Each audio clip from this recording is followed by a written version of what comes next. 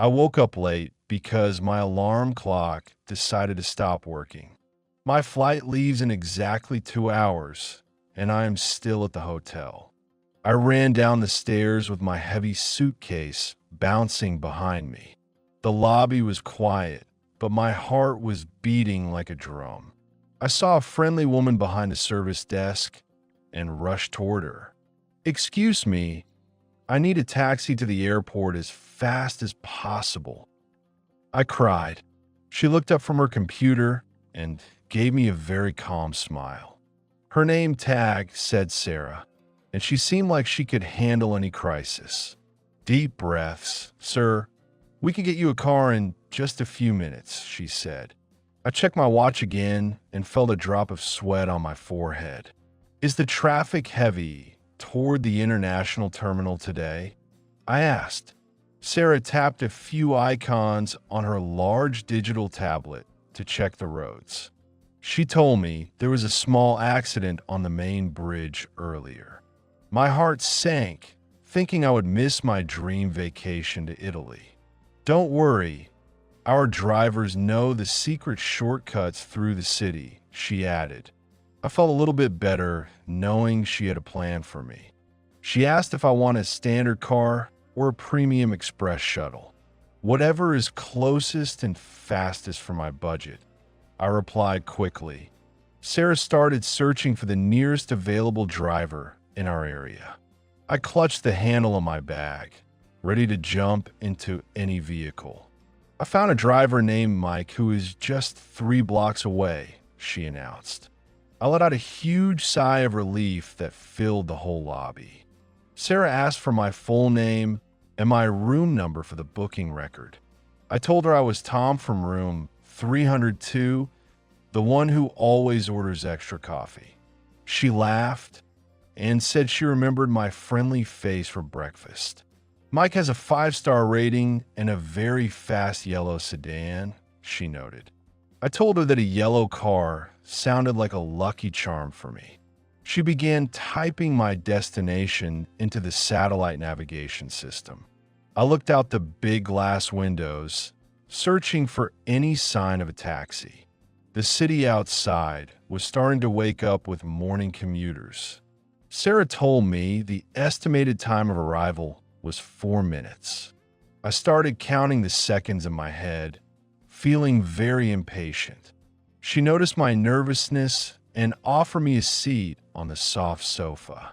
"I prefer to stand, so I am ready to run when he arrives," I said. She nodded and confirmed that the driver received my urgent request. I thanked her for being so quick and professional with my problem. She said it was part of her job to make sure guests travel safely. I checked my pockets to make sure I had my passport and ticket. Everything was in its place, but the taxi was still not here. 3 minutes left," Sarah said, keeping her eyes on the live map. Write a comment. 3 best comments get 20 English lessons completely free. I asked Sarah if I could pay the driver with a credit card. She explained that all their taxis accept both cash and digital payments. "That is perfect because I spent all my cash on souvenirs yesterday," I admitted. She smiled and told me the fixed price for the airport trip. The price was fair, and it included the toll for the highway bridge. I agreed to the fare and watched her finalize the digital contract. She asked if I had any fragile items inside my large suitcase. I remember my glass jar of honey and told her to be careful. Sarah sent a special message to Mike about the delicate luggage. "He will put it in a secure spot in the trunk," she promised. I felt glad that she paid attention to such small, important details. The tablet in her hand beeped, showing the car moving on the map. "He is turning the corner onto the main street right this second," she said. I leaned forward, trying to see the yellow car through the morning mist. Sarah asked if I needed help with my heavy bags to the curb. I told her I was strong enough, but I appreciated the kind offer. She checked her radio to see if any other guests needed assistance. "It is a busy morning for travelers today," she remarked quietly. I wondered if the airport would be crowded with long security lines.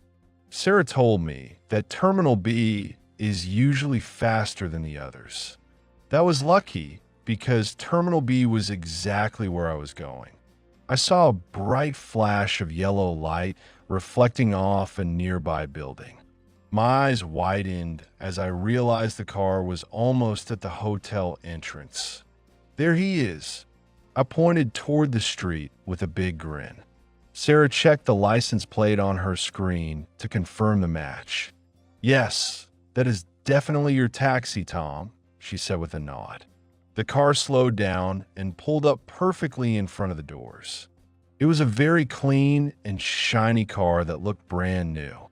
I grabbed my suitcase handle and started moving toward the exit. Sarah walked with me to make sure the transition was smooth. The driver, Mike, stepped out of the car with a friendly wave. He looked like a man who knew every street in the city by heart. I introduced myself as the guy who was in a huge hurry. Mike opened the trunk and helped me lift my heavy bag inside. He handled the suitcase gently, just as Sarah had requested. I felt like I was in very good hands for this important journey. Sarah stood by the door, holding it open for me with a smile. I checked my watch again. I still had a chance to make it. The engine of the taxi was humming quietly, ready for the race. I took a final look at the lobby before stepping out into the air. The morning air felt cool and refreshing on my nervous face. I thanked Sarah one last time for her incredible help and patience. She handed me a small bottle of cold water for the ride. "Stay hydrated, Tom, and have an amazing time in Italy," she said. I promised to bring back a postcard if I ever stayed here again. I climbed into the back seat, which felt very soft and comfortable. The inside of the taxi smelled like fresh lemons and clean leather. Mike hopped back into the driver's seat and checked his mirrors. "Fasten your seatbelt, Tom. We have a plane to catch," he joked. I buckled the belt and felt the car pull away from the hotel curb. Sarah was still waving from the sidewalk as we drove away. I watched the hotel get smaller and smaller through the rear window. Mike asked if I wanted the air conditioning on or the windows down. I told him a little bit of fresh air would help me stay calm. We turned onto the main road and joined the flow of the traffic. The city was full of people walking to work with their coffee cups. I looked at the tall buildings and felt a sense of excitement growing. Mike told me he had been driving taxis for over 15 years. "I have never missed a flight for a passenger yet," he boasted. That was exactly what I needed to hear at that specific moment. He switched on the radio to a station playing soft, upbeat music. The melody helped me forget about the ticking clock for a while. We reached the first major intersection and the light turned green. Mike took a sharp right turn into a narrow, quiet side street. "This path avoids the construction on the avenue," he explained. I watched the colorful houses pass by in a blur of speed. He was a very skilled driver, moving smoothly through the corners. I asked him what his favorite part of the city was to drive in. He said he loved the park area because of the old oak trees. I agreed that nature makes the city feel more like a home. We were moving quickly, and the traffic seemed to be behind us. I felt a surge of hope that I would actually reach the gate. Mike checked his GPS and said we were ahead of schedule. I leaned back and enjoyed the feeling of being a passenger. The blue sky above us was clear, with no signs of rain today. I started thinking about the pizza and pasta waiting for me. Traveling is such a wonderful adventure when things go right. I checked the taxi's digital meter to see the progress of the fare. Everything was exactly as Sarah had described back at the desk. I was finally on my way, and nothing could stop me now. We merged onto the highway, and the car accelerated with a roar.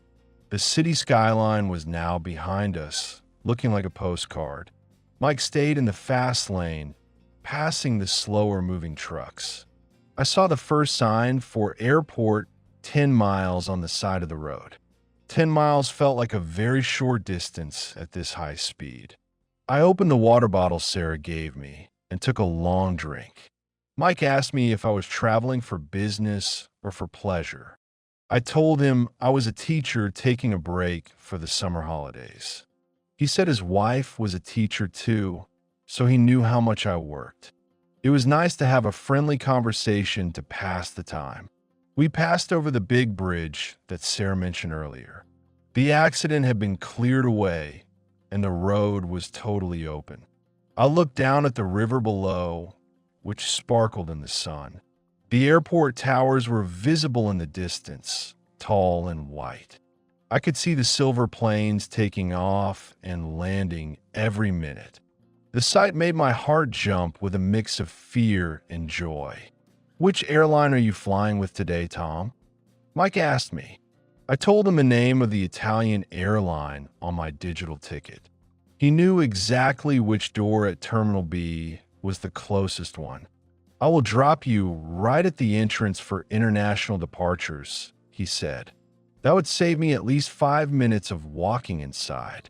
I started gathering my things and checking my pockets again. I didn't want to leave anything behind in the back of the taxi. Mike told me a funny story about a man who forgot his shoes in a car. I laughed and promised that I was wearing both of my sneakers. We were getting very close to the airport exit on the highway. The traffic slowed down slightly as we entered the terminal zone. Mike navigated the complex lanes with the ease of a professional. I saw the signs for departures and felt my excitement peak. The airport felt like a separate world, full of energy and motion. People were rushing everywhere with their trolleys and bags. Mike found a gap in the line of cars and pulled into the curb. He stopped the car gently and put it into the park gear. "Here we are, Tom, with 30 minutes to spare," he announced. I looked at my watch and couldn't believe his perfect timing. I reached for my wallet to settle the final bill for the ride. The credit card machine beeped as the payment was approved. I thanked Mike for his incredible driving and the great stories. He hopped out to help me with my suitcase one last time. My suitcase was safe, and the honey jar was still in one piece. The airport noise hit me as soon as I stepped out of the car. I felt the rush of travelers and the smell of jet fuel in the air. Mike gave me a friendly pat on the shoulder and wished me luck. "Have a great flight and enjoy the Italian sunshine," he shouted. I waved goodbye as the yellow taxi pulled away into the traffic. I stood there for a second, feeling very grateful for Sarah and Mike. Without them, I would still be standing in the hotel lobby. I grabbed my suitcase and headed through the automatic glass doors. The terminal was bright and busy with people from all over the world. I looked at the giant departure board to find my flight number. My flight was listed as on time at gate 42 in Terminal B. I followed the signs for the check-in counters, moving quickly. The line wasn't too long, so I joined the queue with a smile. A lady in a blue uniform checked my passport and my luggage. She printed my boarding pass and told me to head to security. I felt like I was winning a race against the clock today. I walked toward the security gates, holding my pass in my hand. The security officers were very efficient and very serious. I put my shoes, my belt, and my bag into the plastic bins. Everything went through the scanner without any problems at all. I collected my things on the other side and felt totally free.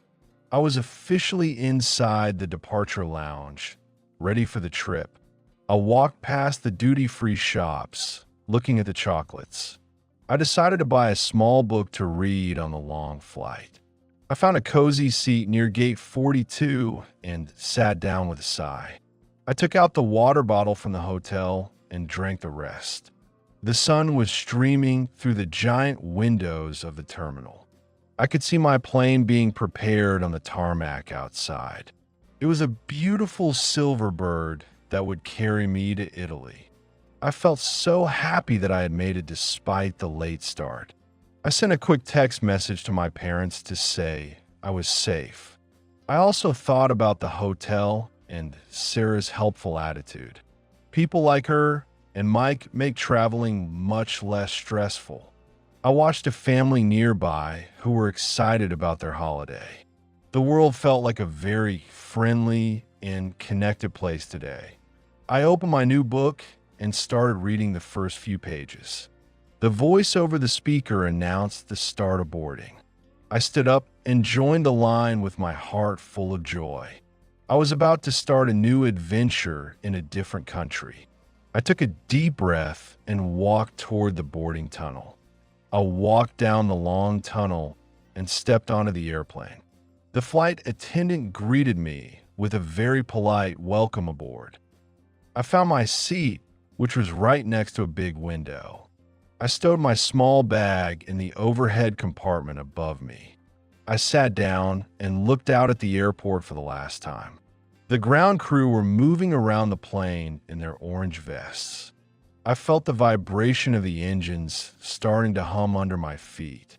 The pilot spoke over the intercom, telling us about the flight path. We were going to fly over the mountains and the blue sea. I fastened my seatbelt and leaned my head back against the seat. The plane started to move slowly away from the departure gate. I watched the terminal building disappear as we turned toward the runway. There were several other planes waiting in line to take off today. I saw a yellow taxi driving on the airport road in the distance. I wondered if it was Mike helping another passenger with a flight. The plane reached the start of the runway and stopped for a moment.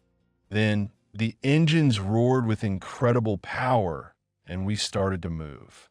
We went faster and faster until the ground became a blur of color. Suddenly, I felt the lift and we were flying high into the sky. The houses and cars below looked like tiny toys in a playroom. We climbed through a soft white cloud and reached the bright sun. The sky was an endless ocean of blue, stretching in all directions. I felt a sense of peace that I had never felt before in my life. All the stress of the morning was gone, replaced by pure wonder. I looked at the clouds below, which looked like piles of cotton. I was on my way to Italy, just as I had planned for months. I reached into my pocket and found the receipt from the taxi. I smiled, remembering Sarah's face and Mike's funny stories. I put the receipt in my book as a souvenir of this crazy morning. I asked the flight attendant for a small cup of hot coffee. I sat there, sipping my drink and looking at the horizon. The world is a beautiful place when you see it from above. I felt very lucky to be a teacher with the chance to travel. I thought about the new things I would learn and the photos I would take. My camera was ready in my bag, waiting for the first Italian sunset. I closed my eyes for a few minutes to dream about my holiday. The hum of the airplane was like a lullaby for my tired mind. When I woke up, the flight was halfway across the beautiful sea. I am Tom, and this was the story of my morning race. The adventure is just beginning, and I am ready for it all.